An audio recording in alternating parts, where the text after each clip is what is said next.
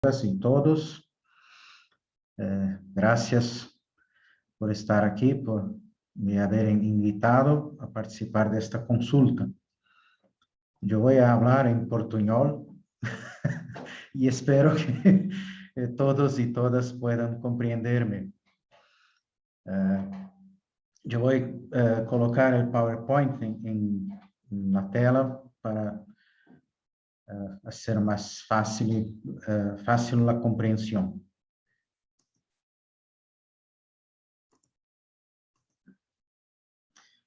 Mi tema es hermenéutica bíblica e identidad evangélica en el Brasil del siglo XXI.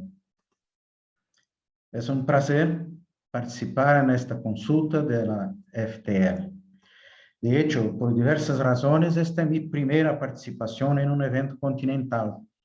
Luego de más de 30 años como miembro y líder del Núcleo Brasil de la FTL, o como teníamos que nombrar por razones legales de Brasil, Fraternidad Teológica Latino-Americana Sector Brasil, o FTLB, que organizamos en 1982, después de un periodo de larga inactividad del núcleo brasileño.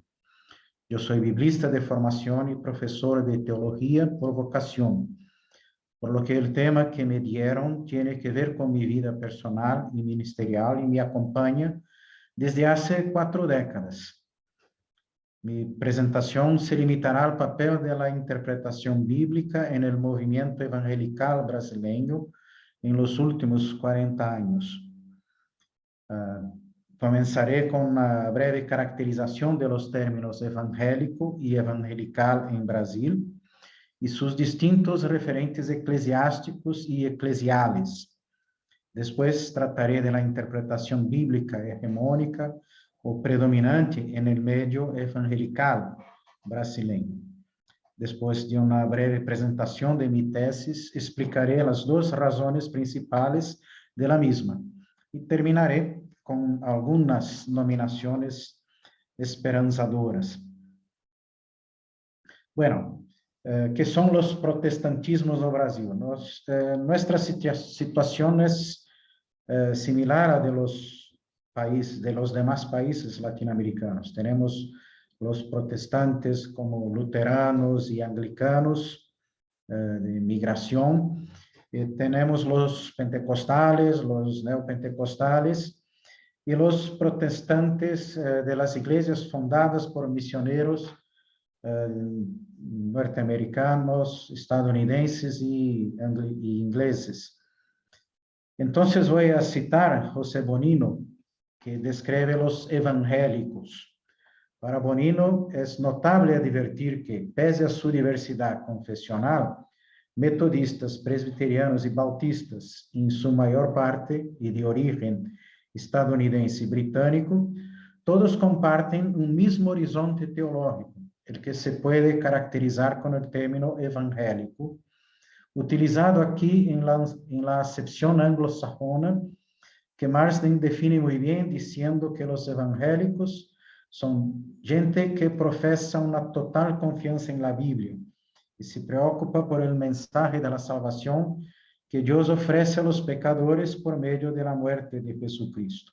Y añade, los evangélicos estaban convencidos de que la sincera aceptación de este mensaje del evangelio era la clave para la virtud durante la vida presente y para la vida eterna en el cielo, y que su rechazo significaba seguir en el camino ancho que concluye en las torturas del infierno. Bueno, en Brasil somos batistas, bautistas, presbiterianos, metodistas, congregacionales, todos evangélicos. Pero hoy día se llama evangélicos a todas las iglesias protestantes, los neopentecostales, los pentecostales, las iglesias libres, las nuevas iglesias, todos son evangélicos en Brasil. Por eso, desde 1980, por lo menos, tenemos adoptado el término evangelical o evangelicais, que es, sí, un anglicismo, pero este término fue adoptado por el propio movimiento evangelical, de los evangélicos progresistas, como se dice en Brasil, para diferenciarse de los evangélicos, en este sentido amplio de Bonino, mas principalmente en el sentido más amplio aún de todos los protestantes en Brasil. Su estrategia, la estrategia de este movimiento que comienza en la década de 1970, fue simple y eficiente. Defendió la misión integral dentro de un marco teológico conservador y de una ideología política democrática y fuertemente crítica del comunismo soviético. Con el paso del tiempo hasta hoy, los evangelicales brasileños se alinearon cada vez más explícitamente con la WEA y con el movimiento de Lausana. Y una de las consecuencias de esta alienación, a mi ver, fue la disminución radical de la importancia de la contextualización teológica y eclesial y la preservación de una identidad teológica conservadora. Es decir, los evangelicales brasileños son evangélicos que adoptaron, que aceptaron la idea y la práctica de la misión integral. No más. No sé si soy pesimista, no sé si es correcta plenamente esta afirmación, mas así lo veo. Nosotros evangelicales en Brasil somos evangélicos con la idea y la práctica de la misión integral. Bueno, para hablar de hermenéutica e identidad evangelical, de inmediato presento mi tesis. La interpretación de la Biblia misma no juega un papel primordial en la construcción de la identidad evangelical en Brasil. La práctica de la interpretación bíblica por parte de los evangelicales brasileños sigue basándose en la hermenéutica histórico-gramatical y sigue siendo no contextual, a pesar del uso del término hermenéutica contextual. Bueno, hablo en modo general.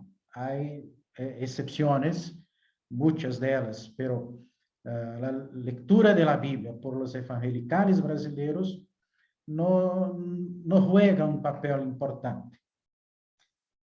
La incorporación del tema y de la praxis de la misión integral resultó en Brasil mucho más de la lectura de autores como George Led, René Padilla y Orlando Costas, do que propriamente como resultado de una nueva hermenéutica bíblica. Sí. Es claro que nosotros leemos la Biblia, pero no fue la lectura de la Biblia por sí misma que tuvo un papel primordial en los cambios de nuestra identidad de evangélicos para evangelicales. Mucho más la lectura de estos hermanos, de estos compañeros como Padilla, Costas y otros, que nos ayudó a cambiar un poco nuestra identidad. Bueno, ¿por qué la interpretación de la Biblia, a mi ver, no juega un papel primordial en la construcción de nuestra identidad en Brasil? Por dos razones. Primero, lo que, siguiendo Foucault, yo llamo de orden del discurso evangelical. La apropiación de la teología de la misión integral, de la práctica de la misión integral y su identidad, se hizo dentro de los límites hermenéuticos del orden del discurso evangelical. ¿Cuáles son las características de este orden? Uno, los sujetos de la hermenéutica evangelical siguen siendo hombres. hegemónicamente blancos, de clase média, formados em teologia, vinculados ao pastoreio ou à educação teológica formal. Basta olhar para mim e verão, e vocês veem os sujeitos mais comuns da hermenêutica evangelical em Brasil.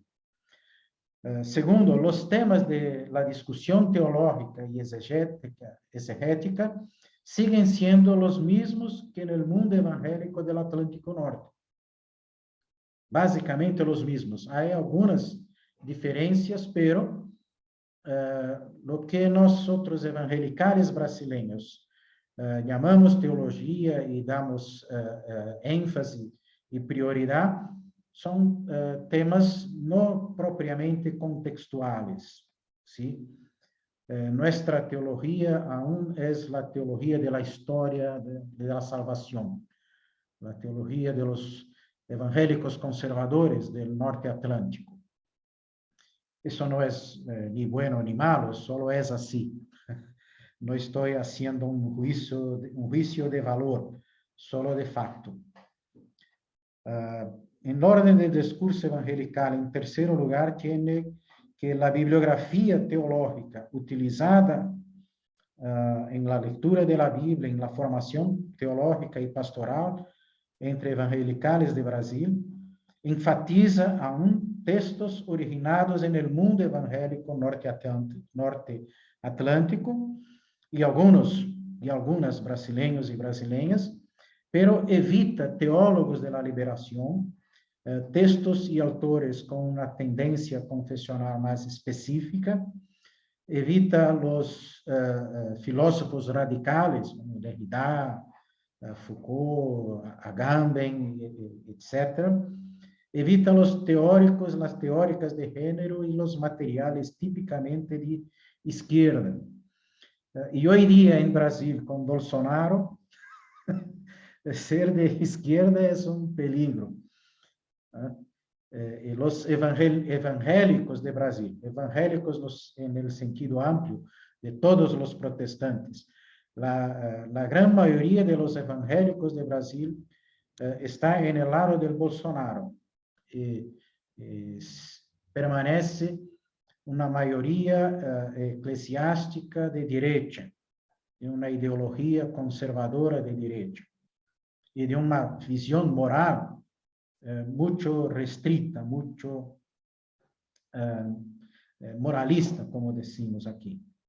Por fin, en el orden del discurso evangelical, la bibliografía exegética propiamente, los sermones y otros materiales interpretativos de la Biblia evitan los términos, los métodos y las conclusiones derivadas de la exégesis histórico-crítica, defendiendo casi siempre hipótesis conservadoras o fundamentalistas sobre la autoría y fecha de los libros bíblicos.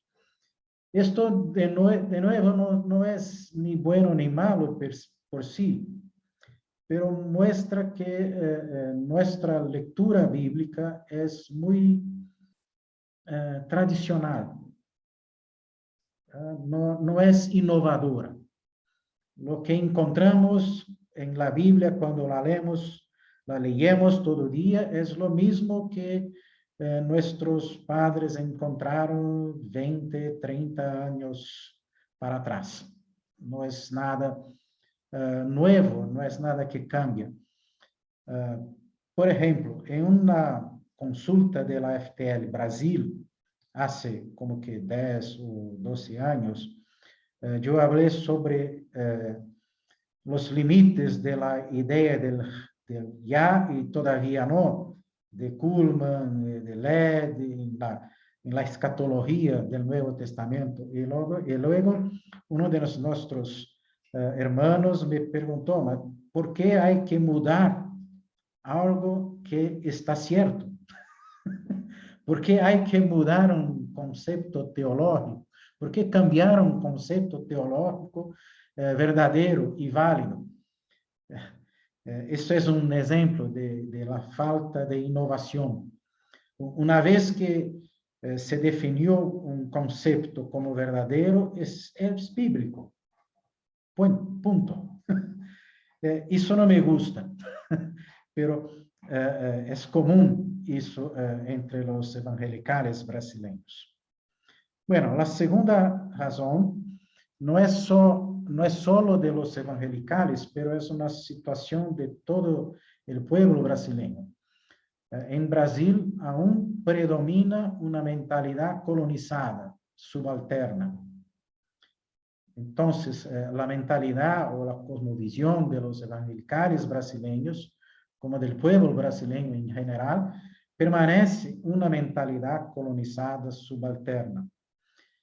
Sus marcas son, uno, la subordinación de la teoría a prácticas no criticadas. O sea, el pragmatismo norteamericano de resultados sigue siendo dominante. Entonces, se adoptó la misión integral porque ela funciona, es útil, promueve resultados positivos, pero no se cuestionó, no se preguntó sobre la fundamentación teórica, no se discutió por qué cambiar de una misión parcial para una integral. Es así, y así se hace. Segundo, en esta mentalidad colonizada hay una epistemología dualista y fragmentada, que mantiene la teología, la misión, la ética y la espiritualidad separadas entre sí. Entonces, cuando leemos la Biblia, eso no tiene un resultado, una implicación inmediata para la misión, para la teología, para la ética y para la espiritualidad. Nuestra lectura bíblica es compartimentada, es fragmentada. Bueno, la teología no se puede mudar, no se puede cambiar. Dios es Dios, punto.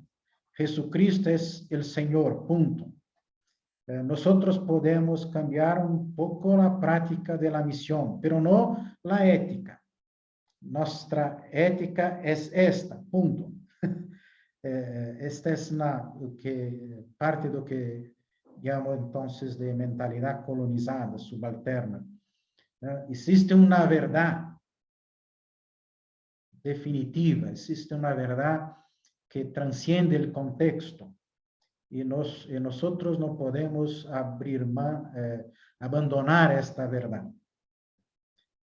Tercera marca de la mentalidad subalterna es una antropología individualista y universalista, que no reconoce las diferencias concretas de raza, género y clase social.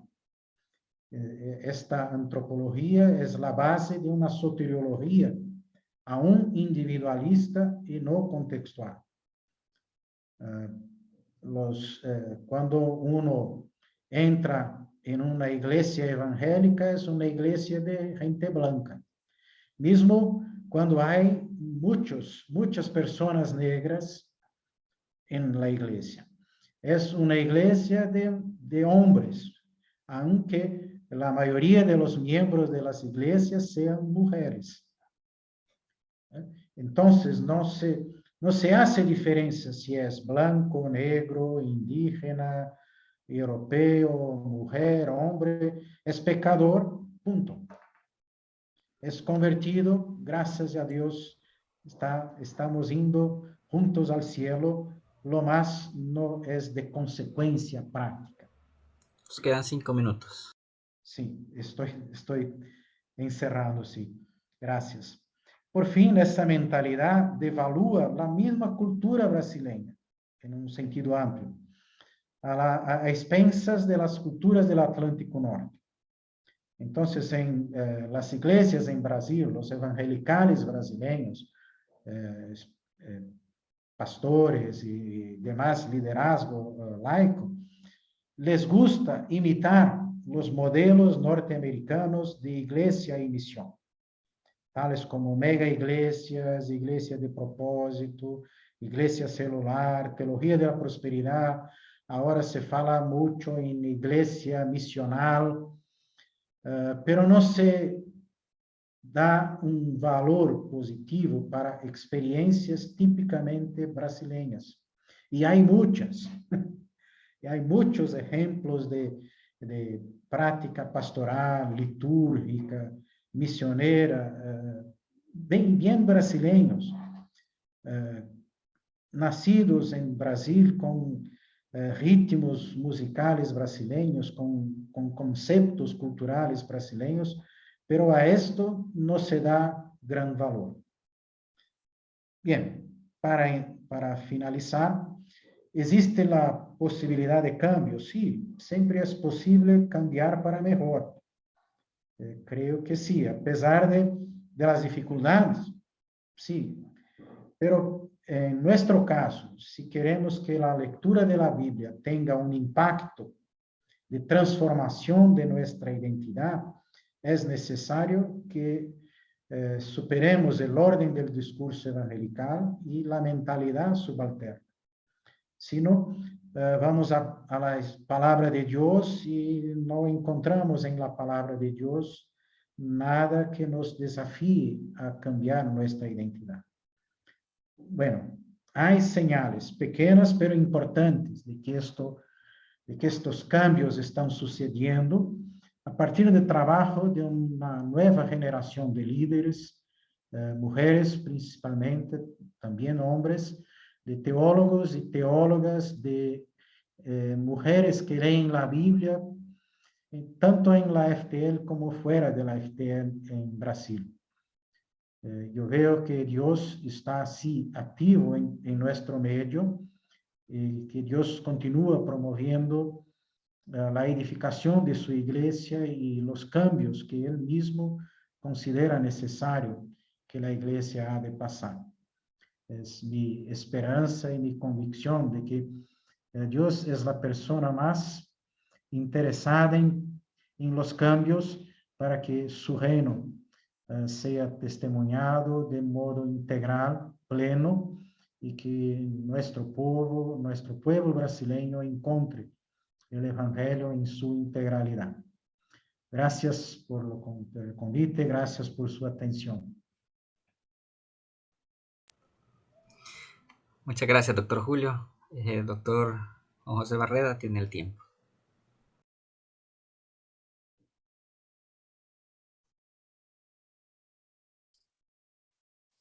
Hola, ¿qué tal? Gracias, Julio, por tu presentación. Quisiera agradecer esta oportunidad de poder compartir con ustedes sobre un tema que me toca desde varios lugares. Me toca como pastor de hace 25 años en una iglesia evangélica aquí en Buenos Aires, una iglesia evangélica bautista. También como inmigrante desde varios lugares, desde una situación de haber nacido en un país diferente en el que vivo ahora, desde hace muchos años, más de 30 años, viviendo acá en la Argentina, pero también inmigrante de haber venido de un grupo fundamentalista, dispensacionalista, bautista, de las Escrituras, de haber estudiado en un seminario fundamentalista, dispensacionalista, terminar estudiando en la facultad de ICEDET, que seguramente algunos conocen, la universidad, y si no lo han escuchado, lo pueden conocer. Ahí fue que conocí a Sidney Roy, fue mi profesor en algunos cursos, y otros compañeros y compañeras que están aquí presentes. Así que, de una u otra forma, lo que ha compartido Julio creo que es la vivencia de muchos de nosotros también. Y es algo que por ahí está bueno tener presente. Bien, voy a hacer esto, voy a compartirles la pantalla para mostrarles unos pequeños apuntes solamente de ayuda de memoria, que espero que puedan verlas bien. Y voy a ensayar este tema que nos convoca, que es la hermenéutica bíblica en la configuración de la identidad evangélica. Así que bueno, a ver. Sí, perdón. Bueno, que estoy un poco accidentado acá. Bueno, ahora sí. Los evangélicos son ese inmenso y diverso mundo de personas que suelen afirmar que basan su fe y su estilo de vida en la práctica libre de la interpretación de la Biblia. Un grupo cada vez más grande de estos afirman explícitamente que ciñen sus creencias en las enseñanzas bíblicas que sus pastores y líderes les transmiten. En el caso de estos últimos, la virtud más grande que poseen es que al menos tienen en claro una de las mediaciones hermenéuticas con y por las que se aceptan las enseñanzas bíblicas para sus vidas y a través de las cuales construyen su identidad personal y social. La subjetividad que entre otros es construida con el influjo de otros y otras, y el proceso hermenéutico de la Biblia orientado por otras personas son no solo advertidas, sino también ponderadas. La iglesia del pastor fulano de tal, el libro del pastor fulano de tal. Un problema se presenta cuando tal modalidad se presta a la imposición de prácticas, creencias y estructuras sociales bíblicas, entre comillas, en las cuales el maestro impone su lectura y su metodología como únicas, superiores, cuando la identidad personal y grupal vienen a ser cooptadas hacia una práctica de sumisión voluntaria violenta, a la obediencia ciega, porque el maestro se presenta como conectado de tal manera con la divinidad que su interpretación refleja la misma voz de Dios. Y esto es tanto para personas iluminadas por el Espíritu como personas iluminadas por algún doctorado o algún posgrado en alguna universidad prestigiosa. Esto no se da solamente en los grupos carismáticos de un lado, se da en los otros también. Así se empobrecen las libertades personales y con ellos el disfrute y los logros en la vida, donde se fomentan vidas cerradas bajo la guía de certezas absolutas, un estilo de vida autoritario donde se conciben el discernimiento y el disenso como una amenaza que atenta hacia la vida plena con Dios. Pero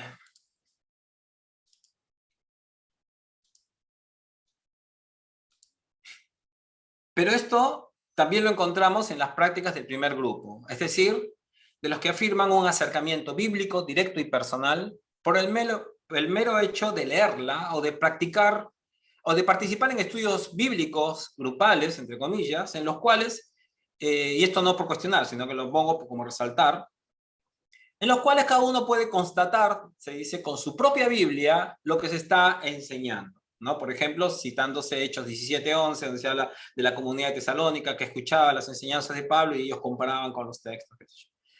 Pero esta mirada puede correr el riesgo de generar la fantasía que la identidad personal y del grupo, así como también la construcción de las subjetividades, es un proceso que se decide, el voluntarismo. Una cuestión que yo, además, ¿no?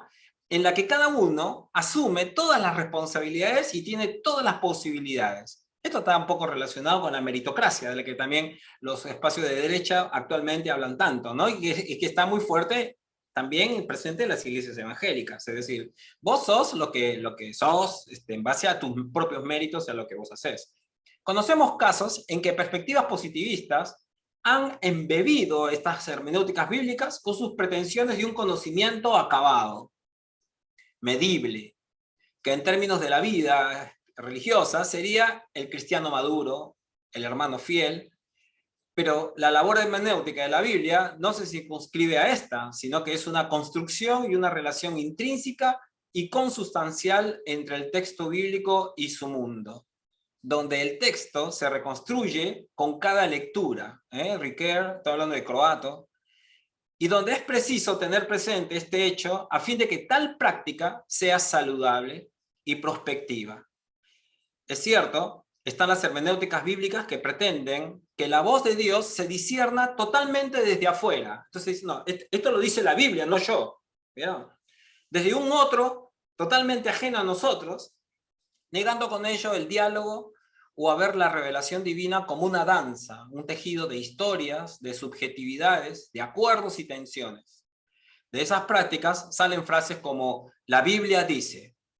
De esas creencias salen frases como, esto es bíblico, esto no es bíblico.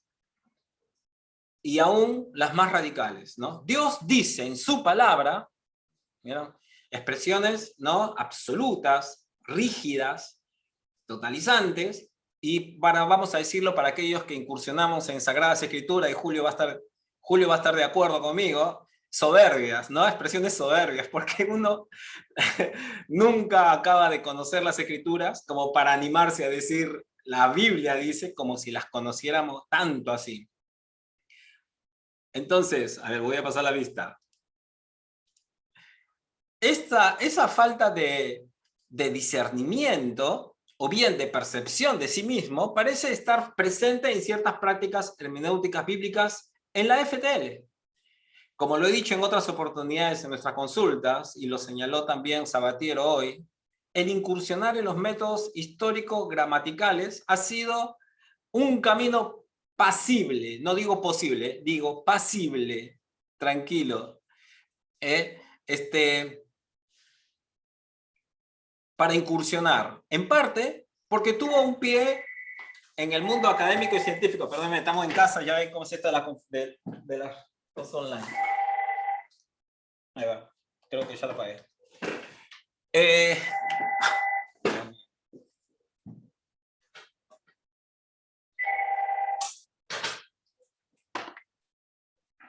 Perdón, ¿vieron? En casa de herrero, cuchillo de palo. Bueno, el incursionar en los métodos históricos críticos ha sido un camino pasible para incursionar en parte, porque tuvo un pie en el mundo académico y científico, coqueteó con él, y por otro, porque no los alejó demasiado de los beneficios que traía en las culturas colonizadas, señor doctor, señora doctora, seguir vinculados a organizaciones conservadoras cuyos beneficios quizás todos sabemos, suelen ser grandes financieramente. Y es que las subjetividades desde las que leemos la Biblia y con ellas construimos nuestra identidad, influyen en el proceso de leer la Biblia, en los métodos que vamos a elegir. Los condicionamientos económicos también, sociales, políticos también, o influencias que aceptamos o nos controlan, y aquellos que ni aún percibimos como tales, que se manifiestan desde otras formas inconscientes o estructurales, las que no siempre percibimos, entran en juego sustancialmente en nuestras lecturas bíblicas. No son parte del contexto, sino que son parte sustancial del texto, de la selección del mismo, de la metodología con la que tejemos, de quiénes tejen, de cuándo, por qué y para qué se teje. El por qué siquiera buscamos tejer o hacer que tejemos. ¿Por qué leemos un texto? ¿Por qué este texto? ¿Por qué el texto bíblico norma nuestras vidas? Hay cosas que ya no se discuten más, y ahora, por ejemplo, cuando se estuvo recordando el tema de la reforma, se habló bastante y se notó también toda una necesidad de volver a pensar algunas cosas que las hemos tomado literalmente o acríticamente, y que estarían buenas tomarlas en cuenta. Las hermenéuticas contextuales practicadas en ciertos análisis han carecido de profundidad al no detenerse lo suficiente a analizar lo que la contextualidad implica para, por ejemplo, la identidad del mismo texto bíblico. Lo que ha pasado es que ha habido mucho vino nuevo en odres viejos, y esto lo dijo también Julio. Un acercamiento bíblico contextual que no observa al texto como un tejido de historias, contextos, intereses, ideologías y teologías, o en sí mismo como la expresión de producciones económicas. No todos podían leer, no todos podían escribir. Muchos textos donde dice, meditaré en tu mañana, cada mañana de día y de noche, el lector que no presta atención a esos detalles, cree que se está refiriendo a tener el devocional de las mañanas, con una Biblia en la mano, cuando se trató. ¿Quiénes podían escribir? ¿Quiénes no sabían leer? ¿A cuántos cientos de miles, o vamos a decir miles de personas, jamás les llegó las escrituras como nosotros hoy la conocemos? ¿En qué basaron su fe? Tradiciones orales, la exclusión de ciertas voces, lo ha mencionado Julio, visiones disidentes de la realidad que no siempre están presentes, o sí están presentes en el texto, pero no en la hermenéutica del texto posterior. Será un legitimador, son usados como un legitimador del status quo dominante. Esas lecturas no serán sal ni luz. Y esto ha llevado en parte, por ejemplo, que ciertos presupuestos teológicos condicionen el quehacer bíblico-teológico al punto de callar temáticas, metodologías y a sujetos e instituciones. A más de uno se ha silenciado No, no invitándolos. Los hermanos católicos tienen sus metodologías, los evangélicos tienen también las suyas, de silenciar a teólogas y a teólogos. Al final de cuentas, los desafíos de la hermenéutica contextual no han sido asumidos lo suficientemente como para enriquecer nuestra vida a través de un texto sagrado que fue compuesto, sin embargo, para bendecirnos. Leer un libro que se toma como sagrado nos sirve de encuentro con los otros y con la divinidad, una divinidad que es percibida como quien se da a conocer y que nos invita al discernimiento como acto de leer e interpretarla con un sentido dirigido. En este sentido, y más allá de las características intrínsecas de las escrituras, la búsqueda de entrar en contacto con Dios a través del estudio de ellas es un ejercicio espiritual y en el que se construye la identidad de las subjetividades y de los sujetos. No leemos cualquier libro, estamos leyendo un libro con el que decimos que nos encontramos con la divinidad. Leemos un texto en el que nos confrontamos con realidades que fueron del pasado y que narran situaciones milagrosas o portentosas, por ejemplo, que no vemos nosotros cotidianamente. Se trata de nuevos contenidos ante los cuales debemos de confrontar nuestras experiencias presentes y cotidianas, nuestras posibilidades, nuestra identidad en un mundo situado, para preguntarnos cómo tales historias y enseñanzas se vinculan con las que vivimos y sufrimos hoy.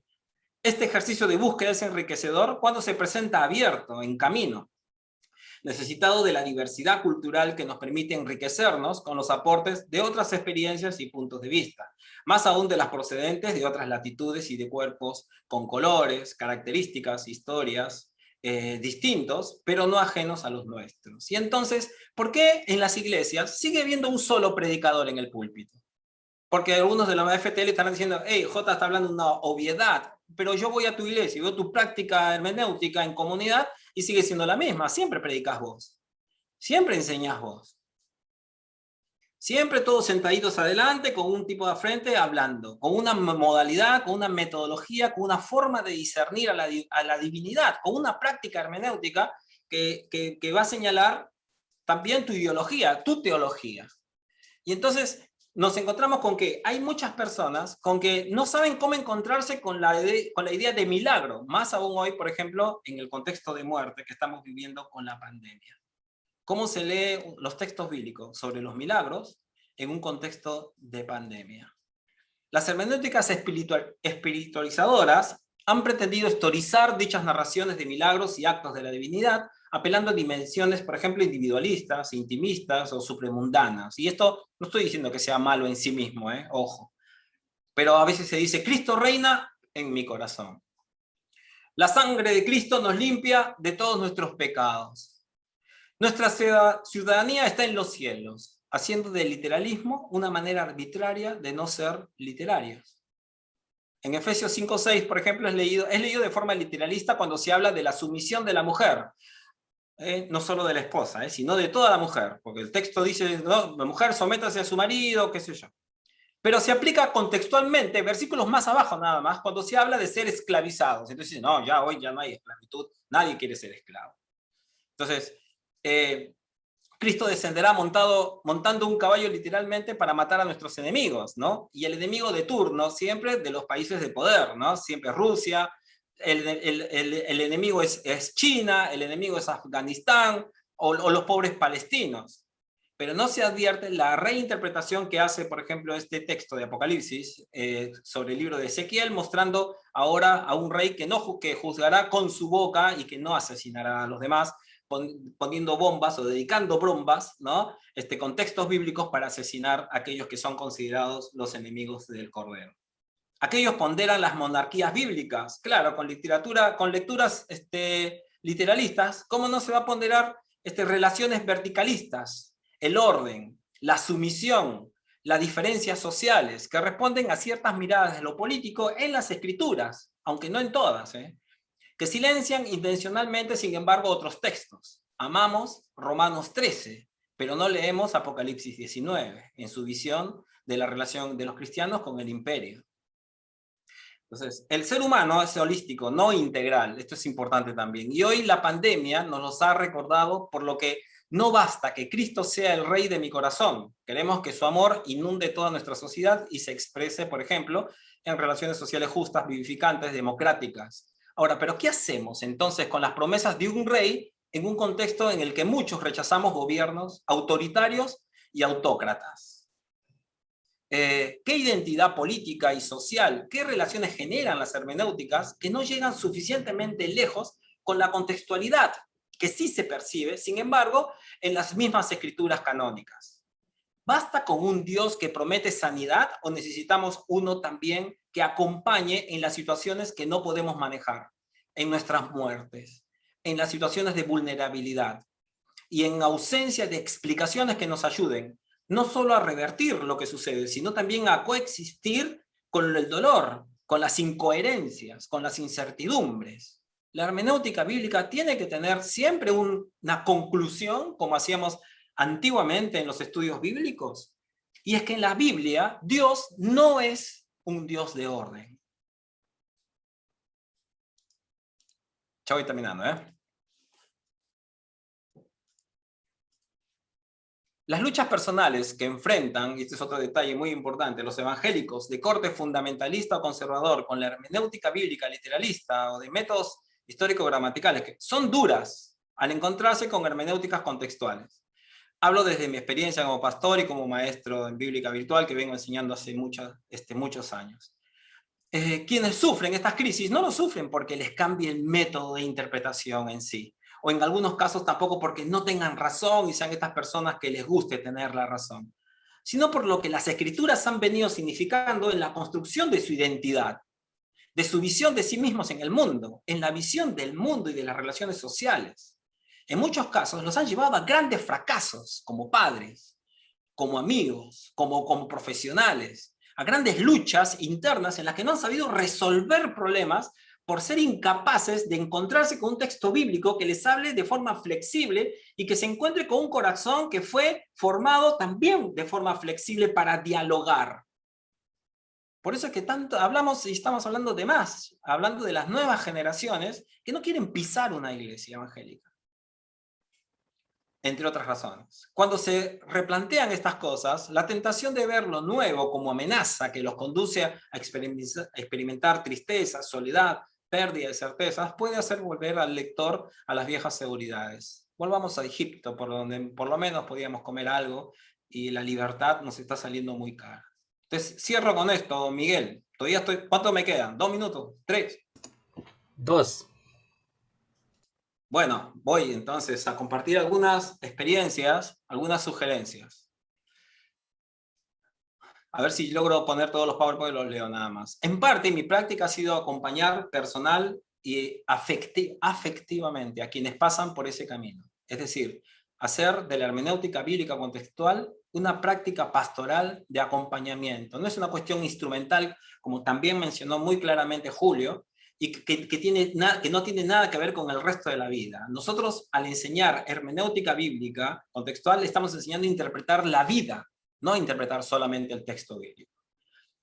Ha demandado de mí trabajar desde perspectivas sociales, psicológicas y económicas, aprender de esto, en tanto que no se trata del mero ejercicio de interpretar un texto o de estar en lo correcto.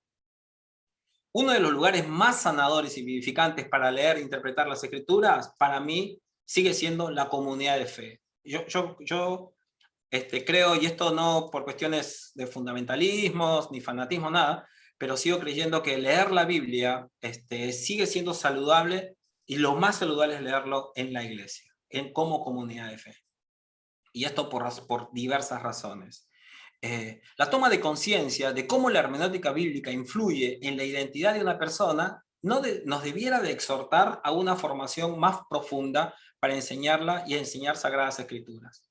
Y esto es algo que creo que es una responsabilidad muy importante. Hay programas, hay currículum en instituciones teológicas que dejan mucho que desear con relación al texto. En los 500 años festejando todos el sola escritura, creo que debemos de darle eso, un acompañamiento a lo que es estar actualizados en los estudios de las escrituras y conocerlas, también desde las hermenéuticas. Y voy terminando. La pedagogía usada en el ejercicio de la hermenéutica bíblica y sobre todo comunitaria forma parte del mismo ejercicio hermenéutico y del texto mismo. Acá estoy yendo re lejos por ahí, pero el texto se recrea con la nueva hermenéutica, con la nueva lectura. Es un texto que vuelve a abrir horizontes. Entonces es importante percibir esto, entonces en las qué prácticas hermenéuticas estamos teniendo. Será sanador no caer en la bibliolatría, ni tampoco en la bibliolatría del texto escrito. Pensemos, por ejemplo, que el texto produjo principalmente desde la oralidad.